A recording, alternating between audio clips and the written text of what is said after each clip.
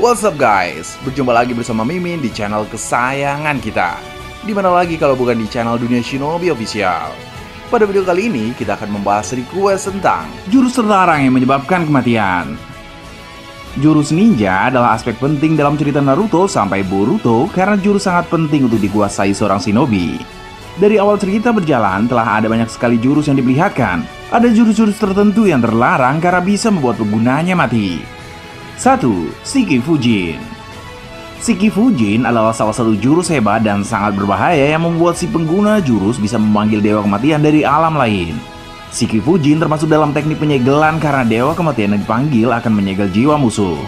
Betul memang bahwa jurus Shiki Fujin sangat kuat, tapi konsekuensi dari menggunakan jurus tersebut adalah kematian. Jiwa pengguna jurus akan ikut tersegel ketika dia selesai menggunakan jurus Shiki Fujin. Dengan begitu, jurus Shiki Fujin harus digunakan pada saat yang memang benar-benar penting karena penggunaan jurus tersebut akan mengakibatkan kematian. 2. Kiso Tensei. Kiso Tensei adalah jurus terlarang yang bisa membuat pengguna bertukar nyawa dengan orang lain yang telah mati. Sehingga orang mati tersebut akan bangkit kembali, sedangkan si penggunanya yang bakal kehilangan nyawa. Jurus itu dikembangkan di desa Suna dan pernah dipakai oleh Nenek Chiyo ketika ia menghidupkan kembali Gaara dari kematian.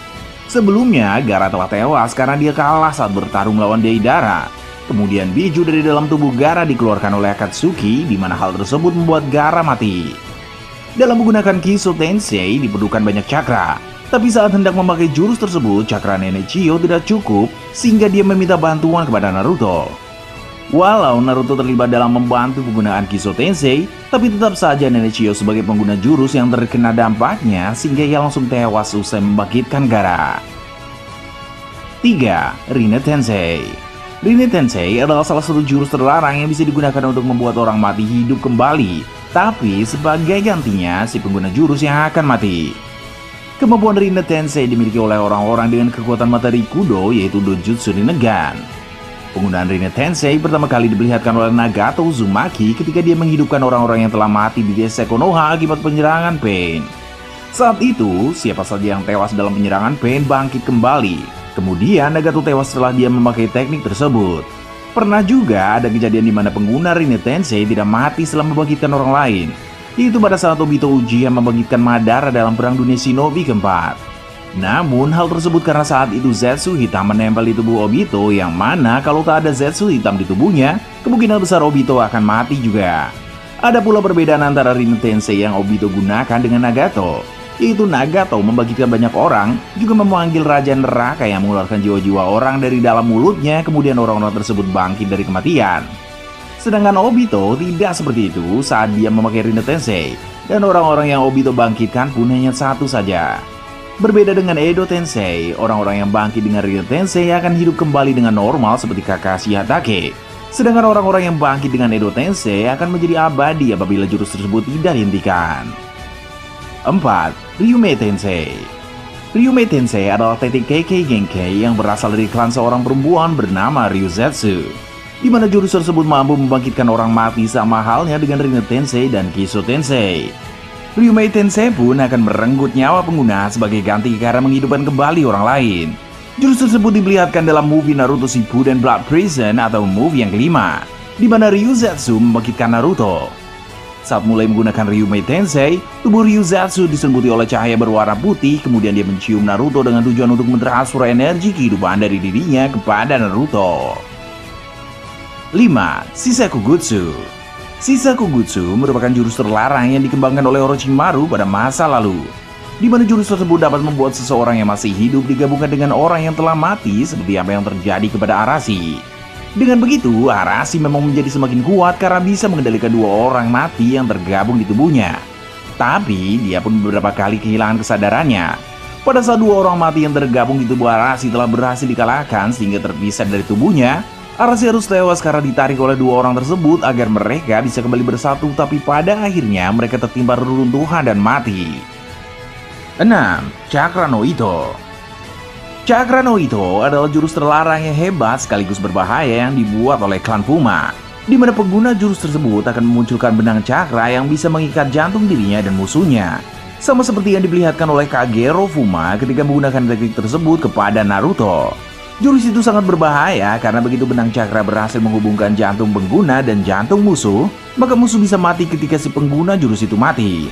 Untung saja teknik tersebut bisa dihentikan apabila benang cakra dari jurus itu dipotong memakai kunai spesial dari klan Fuma. 7. Hachimon Tongko no Jin.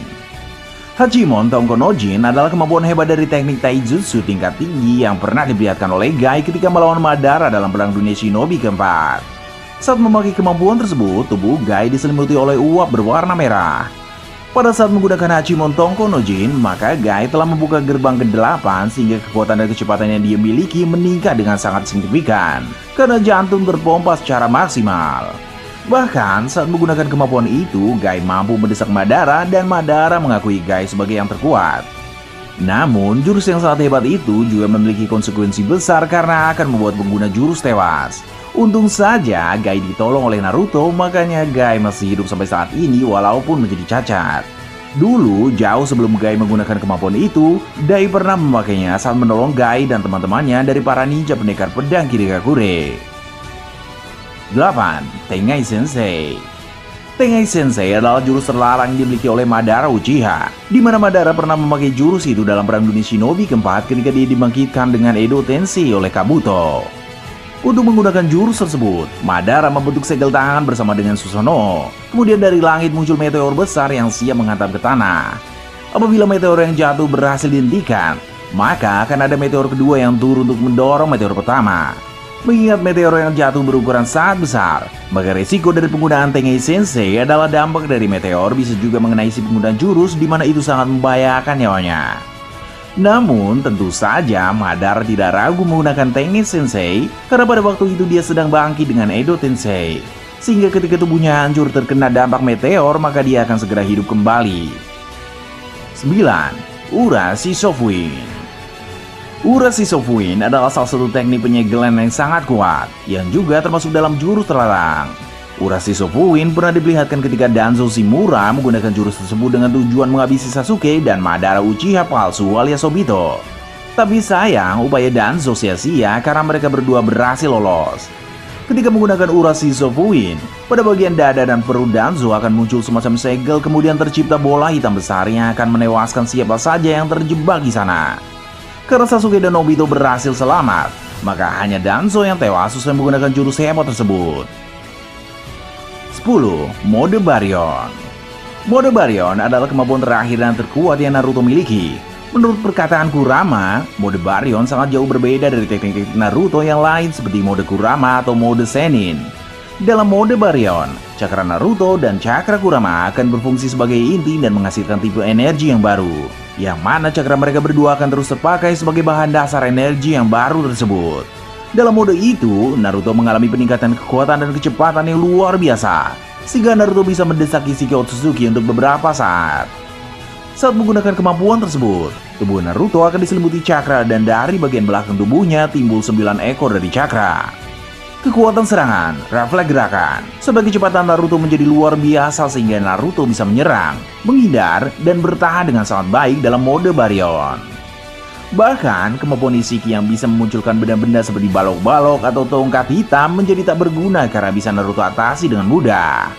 Tak cuma itu saja, serangan-serangan dari Naruto juga mampu membuat jangka hidup dari Ishiki berkurang dengan sangat cepat. Dari penjelasan Mimin, tentu dapat diketahui bahwa mode Baryon itu kuat sekali. Tapi di balik kekuatan besar itu ada risiko besar pula. Cakra Naruto dan cakra Kurama yang terus terkonsumsi sebagai bahan dasar untuk menghasilkan energi dengan kekuatan besar tentu akan habis. Jika cakra mereka sudah habis, maka kematian yang akan terjadi. Mode Baryon tidak akan bertahan lama, maka harus digunakan sebaik mungkin. Ada trik untuk membuat mode Baryon bertahan sedikit lebih lama, yaitu Naruto tak boleh melakukan gerakan yang tak perlu dan jangan memikirkan hal-hal yang tidak perlu juga. Lakukan saja gerakan yang efektif dalam pertarungan, serta pikirkan saja hal-hal yang penting dalam bertarung. Itulah beberapa jurus terlarang yang bisa membuat pengguna jurus kehilangan nyawa mereka.